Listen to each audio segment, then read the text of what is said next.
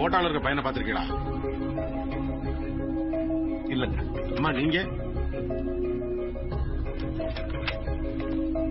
இந்த காரு இது மாறுது இல்ல, இந்த கார் இல்லைங்க. சுயம்பு, நாம கொஞ்சம் வெளிப்படையா பேசலாமா? ஆமாங்க, அதான் நானும் சொல்லுத. இந்த படத்துல இருக்கிற வருண் பிரபான்ற பையன் ஐஜி கீதா பிரபாரோட ஒரே மகன். 25 நாளா தாங்கல. கொஞ்ச நாளைக்கு முன்னால அவன் நேச்சுரல் கிளப் போயிருக்கும்போது உங்க பொண்ணு செல்வியோட அறிமுகமாயிருக்கான்.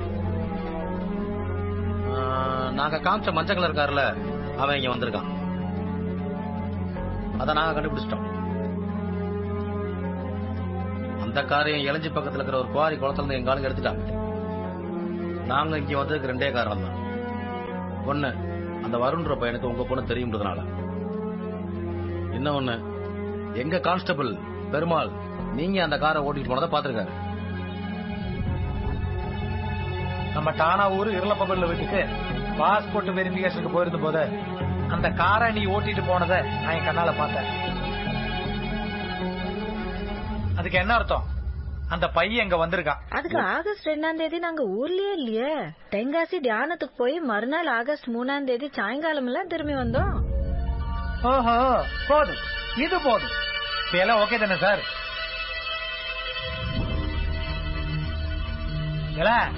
நீ அந்த சிரிப்பெல்லாம் உள்ள வச்சுக்கணும் கட்டியா? அந்த பையன் இங்க வந்த டேட்ட நானும் சொல்லல, எஸ்ஐ சாரும் சொல்லல. நீ அந்த கார் எடுத்துட்டு போன டேட்டை நான் சொல்லல. உன் பொண்டாட்டிக்கு மட்டும் எப்படி இல்ல அந்த டேட்டை தெரியும்? என்ன சுயம்பு இப்படி அலட்சியம் வச்சிருச்சா? இப்படி அவர் கேட்கறது நியாயம் தானே? அதுக்கு பதில் சொல்லுங்க. அலட்சியம் எல்லாம் ஒண்ணும் இல்லைங்க. போலீஸ்காரங்களா நான் என்னத்துக்கு அலட்சியப்படுத்த போறேன்? இப்பவும் இவளுக்கு என்ன நடந்ததுன்னே விளங்கல. அதான் இப்படி வாயப்படந்து நிக்க. நான் அப்பமே சொன்னோம்ல, நீங்க பள்ளிக்கூடத்துக்கு போயிருக்கீங்க. பள்ளிக்கூடத்து பேர் கெட்டு போயிருப்பாங்க. அந்த கவலை பிரின்சிபாலுக்கு அவங்க போன் போட்டு சொல்லியிருக்காங்க. இங்க நீங்க கேட்ட கேள்வி எல்லாம் இன்னொரு மட்டும் இவகிட்ட கேட்டிருக்காங்க. அப்படித்தான் எங்களுக்கு இந்த தேதி விவகாரம் எல்லாம் தெரிஞ்சது.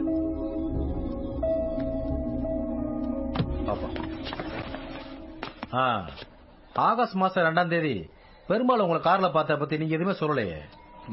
இந்த கேள்விக்கு நான் பதில் சொல்லணுமா சார்? ஏன் இல்ல, பெருமாள் சார்பாளுக்கு எங்கிட்ட இருக்கிற விரோதத்தை பத்தி இந்த பாவனாஸ்துக்கே தெரியும். நான் என்ன சொன்னாலும் அவள் நம்ப போறது இல்ல. பெருமாள் நம்புறதுக்காக கேட்கல, நான் நம்புறதுக்காக கேட்கேன். அது நான் சொல்றேன்.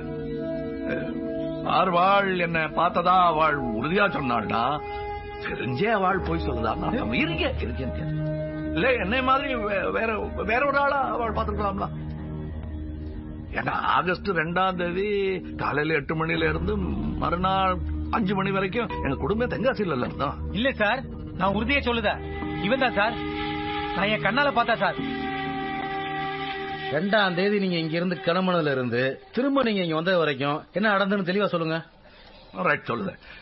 காலையில 5:30 மணி கட்டி முதல் பஸ்ல இங்க இருந்து புறப்பட்டு தென்காசிக்கு போனோம். ஏன் உங்க கிட்ட தான் ஜீப் இருக்கே? அதையும் கேட்க போன மாட்டான். ஜீப்பு பாதி வழியில பிரேக் டவுன் ஆயிட்டு இவ ஒரே ஏச்சு. அதான் இந்த திருப்பி பஸ்லயே விட்டோம்.